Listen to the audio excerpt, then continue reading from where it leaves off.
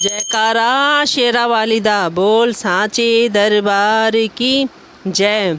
श्री जगदम्बिकाय नमः। ओम ऐं ह्रीं क्लीं चामुण्डाय विच्चे। श्रीमद्देवी भागवत महापुराण तृतीय स्कंध अथ प्रथमोध्याय। राजा जन्मेजय का ब्रह्मांडोत्पत्ति विषयक प्रश्न तथा इसके उत्तर में व्यास जी का पूर्व काल में नारद जी के साथ हुआ संवाद सुनाना। जन्मेजय बोले, हे भगवान, आपने महान अम्बा यज्ञ के विषय में कहा है। वे अम्बा कौन है? वे कैसे, कहाँ और किस लिए उत्पन्न हुई हैं और वे कौन कौन से गुणों वाली हैं? उनका यह यज्ञ कैसा है और उसका क्या स्वरूप है? हे दया निधान, आप सब कुछ जानने वाले हैं, उस यज्ञ का विधान सम्यक रूप से बताइए। हे ब्राह्मण, आप विस्तार पूर्वक ब्रह्मांड की उत्पत्ति का भी वर्णन कीजिए। हे भूसुर, इस विषय में अन्य ज्ञानियों ने जैसा कहा है वह सब कुछ भी आप भली भांति जानते हैं। मैंने ब्रह्मा, विष्णु और महेश इन तीनों देवताओं के विषय में सुना है कि ये सगुण रूप में संपूर्ण जगत का सृजन, पालन एवं संहार करते हैं। हे पराशर सुत व्यास जी, वे तीनों देव श्रेष्ठ स्वाधीन हैं अथवा पराधीन? आप मुझे बताइए, मैं इस समय सुनना चाहता हूँ। ये वे सच्चिदानंद स्वरूप देवगण मरण धर्मा हैं अथवा नहीं, और वे आदि भौतिक, आदि दैविक तथा आध्यात्मिक इन तीन प्रकार के दुखों से युक्त हैं अथवा नहीं।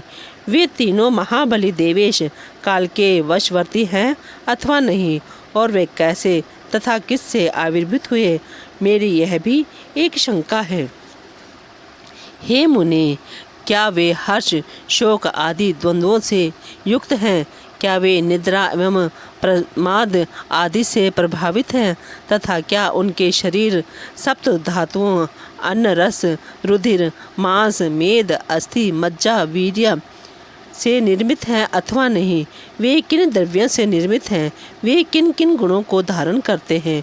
उनमें कौन कौन सी इंद्रियां अवस्थित हैं? उनका भोग कैसा होता है तथा उनकी आयु का परिमाण क्या है? इनके निवास स्थान एवं विभूतियों के भी विषय में मुझे को बतलाइए। हे ब्राह्मण, इस कथा को विस्तार पूर्वक सुनने की मेरी अभिलाषा है। व्यास जी बोले, हे महामति राजन, ब्रह्मादि देवों की उत्पत्ति किससे हुई? इस समय आपने यह बड़ा दुर्गम प्रश्न किया है। हे राजन, पूर्व में मैंने यही प्रश्न देवर्षि नारद जी से पूछा था।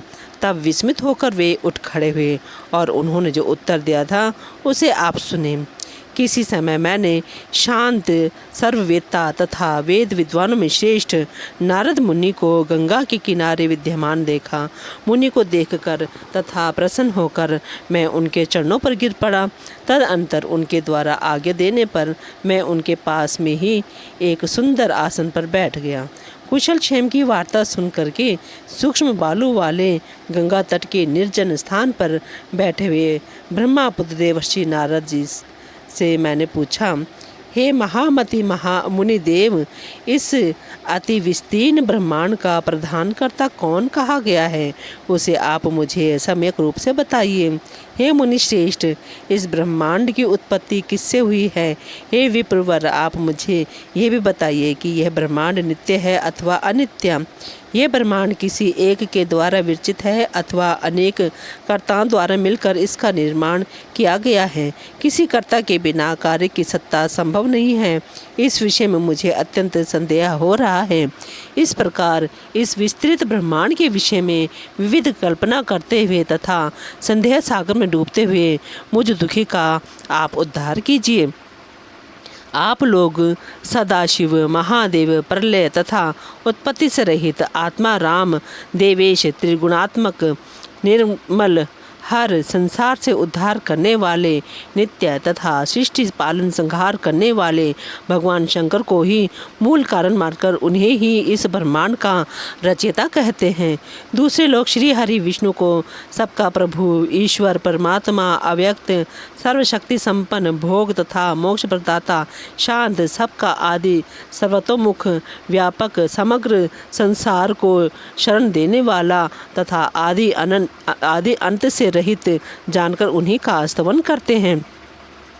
अन्य लोग ब्रह्मा जी को सृष्टि का कारण, सर्वज्ञ, सभी प्राणियों का प्रवर्तक, चार मुखों वाला, सुरपति, विष्णु के नाभि कमल से प्रादुर्भूत, सर्वव्यापी, सभी लोकों की रचना करने वाला तथा सत्यलोक में निवास करने वाला बताते हैं।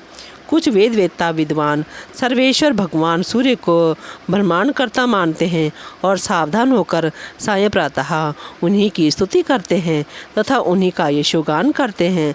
यज्ञ में निष्ठा भाव रखने वाले लोग धन प्रदाता, शतक्रतु, साक्ष, देवाधिदेव, सबके स्वामी, बलशाली, यज्ञाधीश, सुरपति, त्रिलोकेश, यज्ञों का भोग करने वाले, सोमपान करने वाले तथा सोमपाई लोगों के प्रिय शचीपति इंद्र को सर्वश्रेष्ठ मानकर यज्ञों में उन्हीं का यजन करते हैं। कुछ लोग वरुण, सोम, अग्नि, पवन, यमराज, धनपति, कुबेर की तथा कुछ लोग हेरंब, गजमुख, सर्वकार्य साधक, सर्वमात्र से सिद्धि प्रदान करने वाले, काम स्वरूप कामनाओं को प्रदान करने वाले, स्वेच्छ विचरण करने वाले परम देव गणाधीश गणेश की स्तुति करते हैं। कुछ आचार्य भवानी को ही सब कुछ देने वाली आदि माया, महाशक्ति तथा पुरुषानुगामिनी परा प्रकृति कहते हैं। वे उनको ब्रह्म स्वरूपा, सृजन पालन संहार करने वाली, सभी प्राणियों एवं देवताओं की जननी, आदि अंतरहित, पूर्णा, सभी जीवों में व्याप्त, सभी लोकों की स्वामिनी, निर्गुणा, सगुणा तथा कल्याण स्वरूपा मानते हैं। फल की आकांक्षा रखने वाले उन भवानी का वैष्णवी, शांकरी, ब्राह्मी, वासवी, वारुणी, वाराही, नारसिंही, महालक्ष्मी, विचित्र रूपा, वेद माता, एकेश्वरी, विद्या स्वरूपा, संसार रूपी वृक्ष की स्थिरता की कारण रूपा, सभी कष्टों का नाश करने वाली और स्मरण करते ही सभी कामनाओं को पूर्ण करने वाली, मुक्ति चाहने वालों के लिए मोक्षदायिनी, फल की अभिलाषा रखने वालों के लिए काम प्रदायिनी, त्रिगुणातीत स्वरूपा, गुणों का विस्तार करने वाली, निर्गुणा सगुणा रूप में ध्यान करते हैं।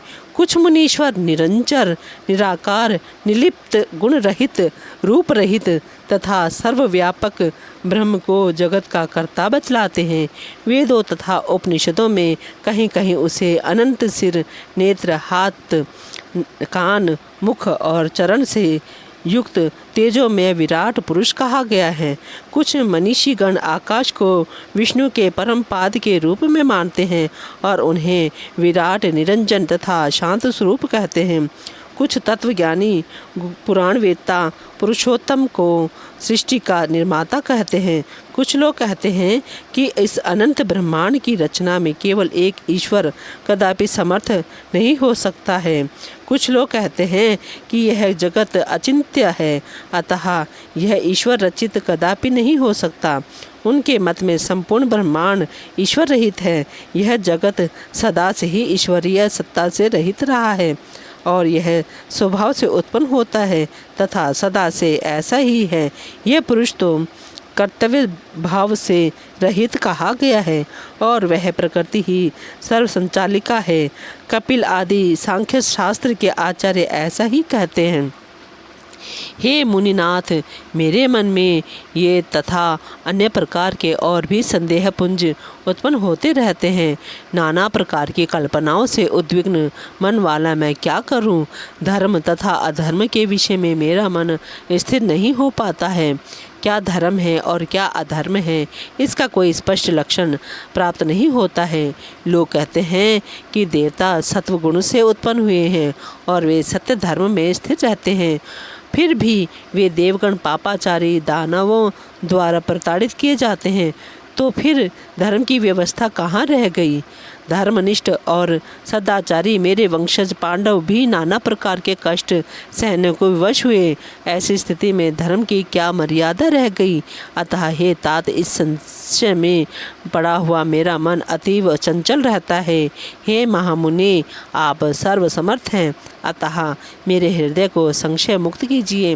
हे मुने, संसार सागर के मोह से दूषित जल में गिरे हुए तथा बार बार डूबते उतराते मुझ अज्ञानी की अपने ज्ञान रूपी जहाज से रक्षा कीजिए। जयकारा शेरा वालिदा बोल साचे दरबार की जय।